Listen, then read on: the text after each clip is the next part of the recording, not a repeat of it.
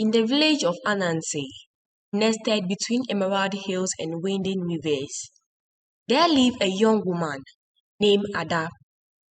Ada was slender and graceful, moving like a reed swaying by the riverside. Her features were delicate, her smile soft, and her eyes held the quiet wisdom of someone who had seen the world, even though she had never left the village. Children adored her for enchanting stories of far-off lands and magical creatures, and her laughter brought warmth to even the coldest of nights. Yet, for all her charm, Ada carried a quiet sadness within her heart, a sorrow that traced back to her early years. As a child, Ada was often ridiculed for her appearance. Her tall, lean structure set her apart from the other children, who were stockier and full-cheeked, and in the eyes of her peers, she seemed almost otherworldly. Her slender frame, though graceful, became a reason for the other children to laugh at her. They called her cruel names, mocking her as the stalk and the stick that would break in the wind. Their words stung, and Ada often found herself retreating to the quiet solitude of her home, where she would cry softly, hoping no one would hear. The other children kept their distance from Ada, as if her delicate build made her an oddity, something unfamiliar. No one wanted to play with her. They saw her as frail and different, and in their youthful ignorance, they turned her difference into a reason to exclude her. Ada watched as the other children played games, running and laughing together, while she remained on the sidelines, feeling the weight of her loneliness. The names they called her echoed in her mind, and she grew used to the feeling of being an outsider. But Ada was not entirely alone. Her mother, a gentlewoman with a heart full of compassion, noticed her daughter's sadness. She saw the tear-streaked cheeks and the way Ada's shoulders slammed under the weight of her peers' cruelty. One evening, when Ada returned home with tearful eyes, her mother would sit beside her, wrapping her arms around her daughter in a protective embrace. She would tell Ada softly, "My child, you are different because you are special. Your beauty is like the moon. It shines in its own quiet way, not needing to be like the sun." Ada's mother's words became a balm to her wounded heart. Though the other children laughed at her, Ada found comfort in the belief that her mother saw something in her that the others did not. Her mother encouraged her to embrace her unique beauty, to see her slender form as a gift rather than a flaw.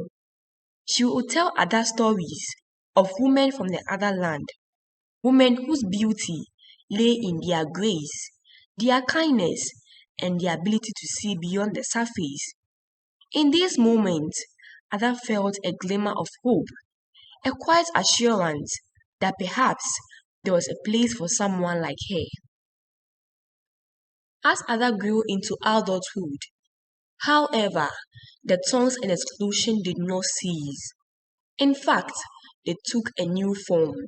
The young men of Anansi began to look for wives, seeking women who could embody the strength of the village, who had broad shoulders and steady form, women who seemed capable of bearing the burdens of life alongside their husband. The men admired Ada's beauty from afar, acknowledging her delicate features and graceful presence, but none dared to pursue her. Her slender frame, which had once set her apart from the children, now set her apart from the other young women in the eyes of the men. Ada was beautiful but fragile, like a flower too delicate to weather the harshness of life. The mothers of Anansi, ever protective of their son, saw Ada as an unsuitable match, They warned their sons to stay away from her, cautioning that a woman as slender as Ada could not be able to endure the trials of marriage and motherhood. She's too frail, they would say, their voice filled with doubt. She cannot carry the weight of a family. She's like a feather that the slightest breeze would carry away. And so the young women chose their wives. Ada was left alone, watching from a distance as others found companionship and love. Each time a marriage was announced, Ada would force a smile, offering them congratulations, even as her heart ached with longing. She had dreamed of love, of finding someone who would see beyond her appearance, who could recognize the strength within her. But as the years passed, the whispers grew louder, and the hope in her heart began to wane. She became accustomed to her solitude, finding comfort in her stories and the children who still gathered around to hear her tales of magical lands and distant kingdoms. Yet, for all her kindness and grace, Ada could not escape the judgment of the village. The women continued to warn their sons, and the men continued to look past her, seeking strength in places where it was most visible.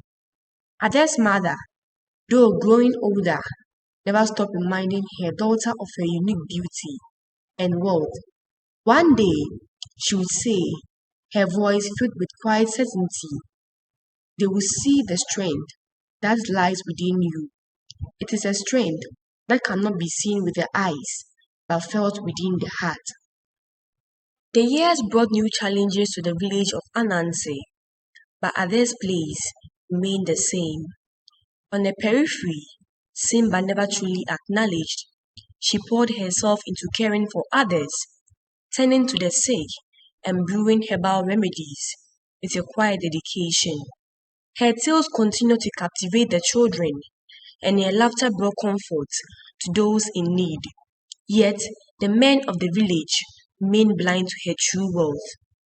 One year, the dry season arrived, but this time it brought something more than the usual dust and heat. The rain stopped altogether, days turned into weeks, and the weeks into months. Soon, the river that nourished the village ran dry, crops withered under the burning sun, wells emptied, and the earth cracked underfoot. The villagers began to panic. With no water and no food, hope began to fade from their faces. In an urgent meeting, the village elders met under the shade of a great baobab tree. The oldest among them, a frail man with a voice that quivered with age and wisdom, spoke gravely. There is an ancient spring, he said, his voice trembling with agency. It lies hidden deep within the forest of echoes, a place few dare to go. Legends say it is guided by spirits who only reveal it to those who are wealthy. The men of Anansi, eager to prove their strength, immediately volunteered. They gathered their weapons and provisions, their chests proof with pride. We will find the spring, they boasted, confident that their muzzle will carry them through whatever dangers the forest held. The men set off one by one, marching into the forest of echoes with strength and certainty. But days turned to weeks, and none returned. The villagers began to whisper of dark spirits and vicious creatures. Some men staggered back, bruised and terrified, whilst others simply vanished, never to return. A heavy silence descended over Anansi, looking only to the cries of children thirsting for water. The elders were desperate. Ada could not sit idly by. Her heart ached for the village and its people. The drought was taking a toll on everyone, especially the children, who grew weaker with each passing day. She approached the elders one evening, her voice calm but filled with quiet strength. "Let me go," she said softly but firmly. The elders looked at her with a mixture of concern and disbelief. Ada, you are not strong enough, they said. The forest of echoes is a perilous place, full of spirits, dark paths, and creatures that no one dare confront. You are too frail to survive in such a dangerous wilderness. Ada stood her ground, her gaze steady and unwavering. Strength is not only measured by the body, but by the will to persevere, she said, her voice calm but full of determination. I have walked the path of sorrow and have learned that the heart carries the greatest weight of all. The elders exchanged uncertain glances, but there was something in Ada's voice that made them pause. They had seen her kindness and resilience for years, and despite their doubts, they could not ignore the strength in her words. After a long silence, they reluctantly agreed. If you are determined, then go. But be careful, Ada. The forest of Echo will not spare you simply for your courage. If you like the story to this part, kindly like, subscribe, and share it to others. Let's continue to find out what happened next. With little more than a woven basket containing herbs, a flash of water, and her quiet resolve, Ada set off before dawn, her slender form disappearing into the thick shadows of the forest. The villagers watched her go, their hearts heavy with worry, knowing the dangers she would face alone. The forest of echoes was alive with whispers and murmurs. The thick trees tolled overhead, their leaves rustling in the wind like voices from the past. Ada moved silently, her steps light but careful, feeling the weight of the forest pressing around her. Every creak and crack of the branches seemed like a warning, but Ada pressed on, guided by the thought of her people suffering. For the first days, the path was treacherous. Sharp rocks and tangled vines slowed her progress, but her slender frame allowed her to slip through narrow passages where others would have been trapped.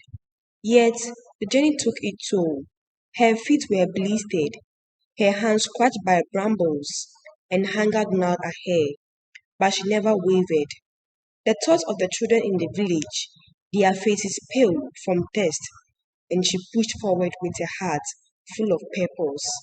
On the fourth night, as Ada sat by a small fire she had managed to build, a figure emerged from the shadows, an ethereal being, its form shifting like mist, its eyes glowing with an otherworldly light. Ada froze, but then the spirit spoke in a voice that echoed through the trees. Why have you come, child? Ada took a deep breath, steadying herself. I seek the spring that will save my village. We are dying from thirst, and I must bring water back to them. The spirit studied her closely, its glowing eyes searching her soul. Many have come before you, strong men with the muzzle of oak and the courage of lions, but they were all turned back by fear. Why should I reveal the spring to someone so fragile as you? Her heart pounded as she chose her words carefully. Strength is not only in the body, but in the heart and spirit, she replied. My village had judged me weak, yet here I am. I do not fear the journey, not for myself, not for those I love. The spirit regarded her silently, then nodded.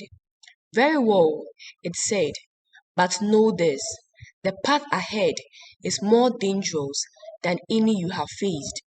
You must trust in yourself, for that is the only way you will survive. As dawn broke, the spirit disappeared, leaving a trail of glowing stones marking the path forward. Ada followed them, her legs trembling with exhaustion, but her spirit unwavering.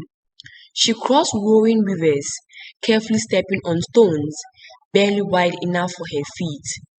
She scaled cliffs, her slender frame allowing her to navigate narrow crevices that would have trapped others. Each time she faced a new challenge, she found a way. Her lightness and agility guided her through. By the sixth day, Her strength was waning, and hunger gnawed at her. Her journey had taken a toll, her body bruised and scratched, but she thought of her village, the faces of the children and mothers who depended on her.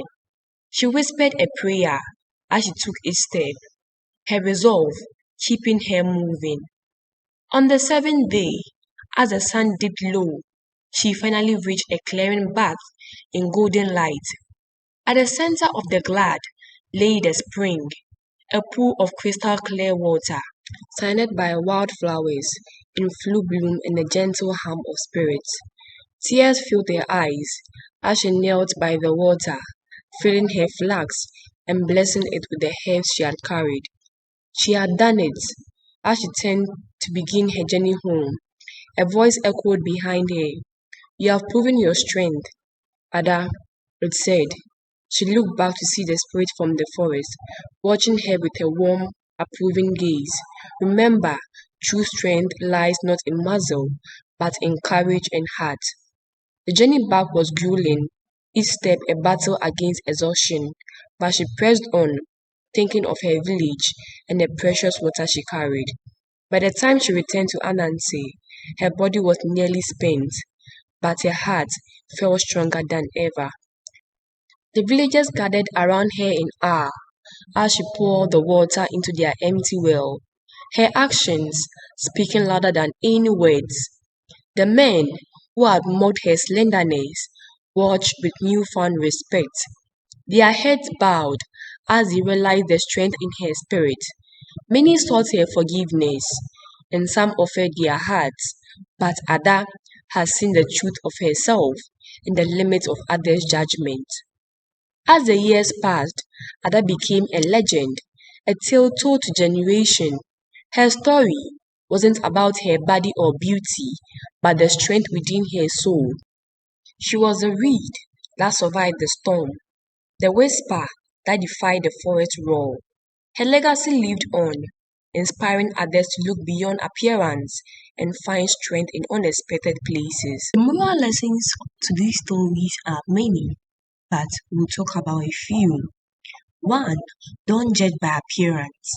Many in the village judge Ada based on her slender frame, overlooking her inner qualities. Her journey shows the importance of looking beyond appearance and recognizing the inner strength, wisdom, and value in others. Secondly, endurance in the face of adversity. Despite facing ridicule and isolation, Ada found ways to overcome her struggles. Her resilience illustrates the importance of perseverance, even when others doubt or misunderestimate us. Embracing unique qualities as strength. Ada's slender frame, often mocked by others, became an asset in her journey. Her agility allowed her to overcome challenges others couldn't. The story encourages us to embrace our unique qualities and recognize them as strength.